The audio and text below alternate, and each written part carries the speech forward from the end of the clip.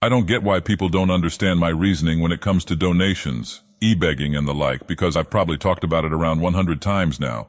But I guess people either don't listen or only hear what they want to hear to form their own notions of who I am, or that I have a huge hypocritical persona or something. I don't think anyone who is making a legit stable living on YouTube ad revenue, or a contract machinima, or another company like me, should be accepting monetary donations, period. If you're doing well off for yourself, why would you ask for, accept more? Name another occupation where this is accepted. Do you tip your well-off doctor? Does Beyoncé have a tip jar where you can send her money? Of course not. These people are known to be making a great living, and it would be immoral for them to do so. The difference here is that YouTubers aren't publicly known, with the exception of top guys like PewDiePie, to be well off, and usually don't disclose their income. I'll give you a hint. If anyone on YouTube has been getting views around what I got until I moved this past year, June 2014 is when I saw the big decline overall. They have been making a great to decent living off of ad revenue contracts. If they've accepted money or significant donations from fans, that was just bonus money they really didn't need, but took nonetheless. I accepted donations before I lost my job via PayPal, and then accepted them only until February of 2011 when my contract with Machinima went into effect. When I saw what kind of money I was going to make consistently, I immediately felt that it would be morally wrong to accept donations and closed the PayPal donation link. I also refunded multiple donations that I received and haven't accepted one since. Did I accept Twitch subs?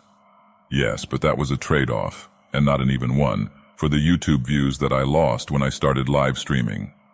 In the long run, it did not offset the drops in views I got on DSP gaming, and ultimately it was a loss that I took for the sake of fan service for the viewers. In actuality, most YouTubers of my popularity or more are making a damn good living. You just don't know it. And we can't talk about it because our contracts have a non-disclosure agreement. Now, in regards to Twitch and e-begging, it's pretty well known that multiple YouTubers, major streamers, only stream on Twitch for the sake of money. They're not doing legit playthroughs, but instead fan interaction streams where they constantly ask, beg for more subs, or donations via Patreon, PayPal. They run commercial breaks constantly, and when someone does donate, they interrupt the entire stream to play a sound, and sometimes even constantly give a shout-out. This is commonplace on Twitch, and I don't have to have watched a million other streamers to know it. I was one of the people who felt that my content while streaming should be of the same caliber as when I was doing it for YouTube and should not be constantly interrupted for the sake of making money. I wanted to create an artistic work that entertained you, and in turn, I'd make some money doing it.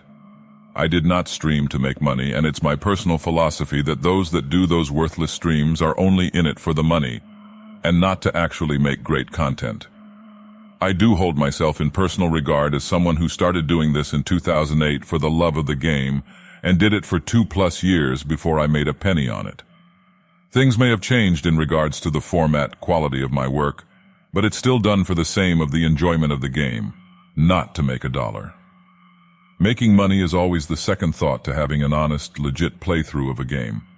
There will always be exceptions, getting horribly stuck and using stream chat, for example, but overall I'd like to think that when you watch me play a game on stream or on YouTube, you're seeing a pure, unedited, honest experience. Not an overproduced, edited montage to make me look good funny, or a fan service stream that's just a cover to beg for money.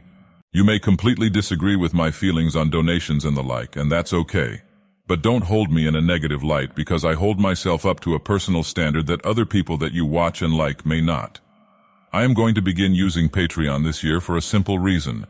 Due to a slanderous movement against me, whether based on fact in some cases or on complete misinformation, lies in others, doesn't matter, my viewership has dropped, and it's very difficult for me to even get new viewers anymore.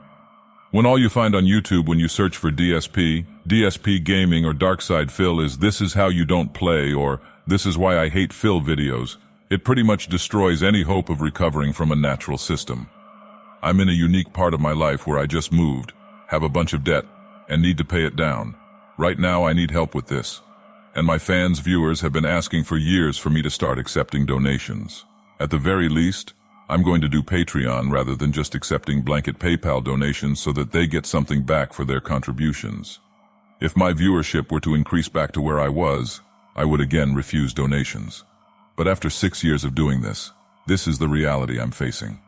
Saying foolish things like, just get a job and do this as a side thing again, is incredibly uneducated and immature. Nobody is going to hire me for any job similar to what I used to do, where I could bring in enough to balance work/YouTube and make the same amount of money that I do now. So this is just a logical step in the progression of my business and my content. It's not hypocritical, it's mandatory.